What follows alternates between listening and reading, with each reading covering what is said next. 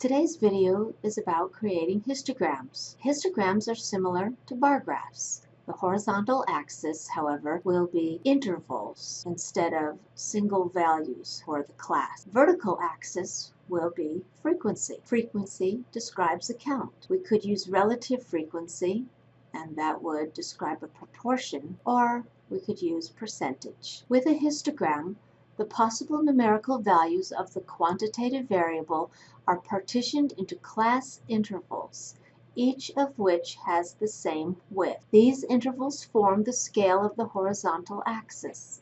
The frequency or relative frequency of observations in each class interval is determined.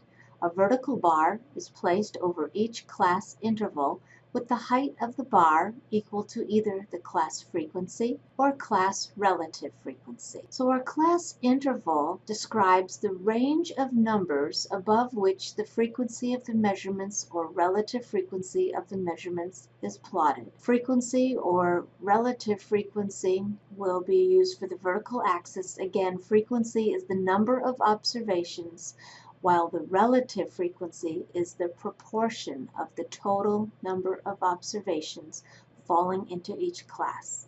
So here's a chart to help you decide maybe how many intervals would be appropriate for any given data set. So if you have fewer than 25 observations, you may have 5 or 6 intervals. If you have 25 to 50 observations, you may use 7 to 14 intervals. And finally, if you have more than 50 observations, somewhere between 15 and 20 intervals may be needed. We're going to construct a histogram now for the table below. We are given class intervals and we are given relative frequency.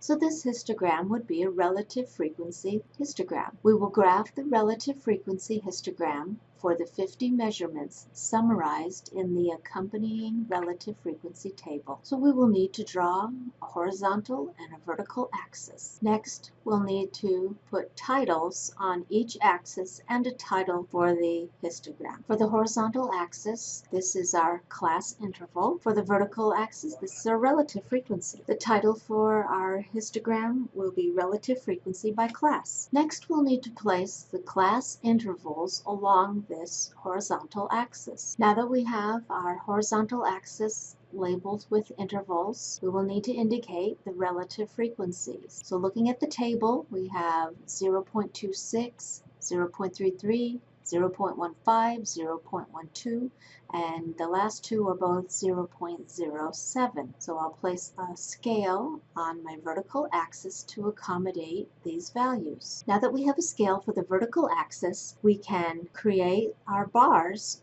for the relative frequency histogram. So for the interval of 0.5 to 7.5, I can see that the relative frequency is 0.26. And so for each of these intervals, I'm going to place a bar. For the interval 0.5 to 7.5, my bar needs to go to 0.26, so slightly past 0.25. When I place my bar for 7.5 to 14.5, you'll notice that the bars are touching because where one interval ends, the next one immediately begins. So this bar needs to be slightly taller than the first bar to 0.33. My next bar for the interval 14.5 to 21.5 is at 0.15, so that needs to be a little lower. My next bar for 21.5 to 28.5 is lower again at 0.12, just a little shorter. And my last two bars are both at 0.07 for height. So the last two bars should be the same height. So let's check all the details of our relative frequency histogram. We have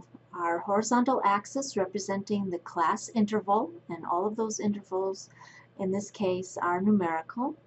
We have our vertical axis, relative frequency. The scale is by 0.05. And finally, our bars are just created in the order that they're given in the table. So you notice this is not quite a Pareto because the first and second bar would be out of order. This is not in descending order. The next thing we're going to do is to calculate the number of 50 measurements falling into each of the measurement classes. So our measurement classes are the intervals of 0.5 to 7.5. 14.5, 7.5 to 14.5, and so on. So in order to figure out how many data values actually fall within each of those intervals, we'll go back and look at our table, and you can see that if the relative frequency for a given interval is 0.26, then we're multiplying 0.26 by 50, because we have 50 total measurements in the data set. So we'll take 0.26 and multiply that by 50, 0.33 multiplied by 50, and so on. And that will tell us the actual number or the frequency of data values within each of our class intervals. So our first calculation would be 0.26 multiplied by 50, and that equals 13. The next relative frequency is 0.33. So 0.33 multiplied by 50 observations equals 16.5.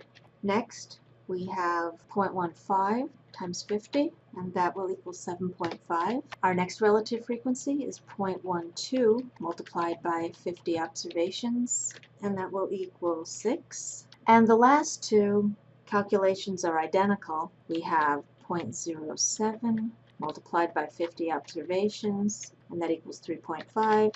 So I'll have another 0.07 multiplied by 50 observations is equal to 3.5. So all we're doing to calculate how many actual data values fall within intervals is to take the relative frequency and multiply by the number of observations. So you'll notice every relative frequency here is multiplied by 50. To determine the shape of the distribution, we're going back to our histogram, and we can draw a smooth curve over the bars. Indicates again a mound shape.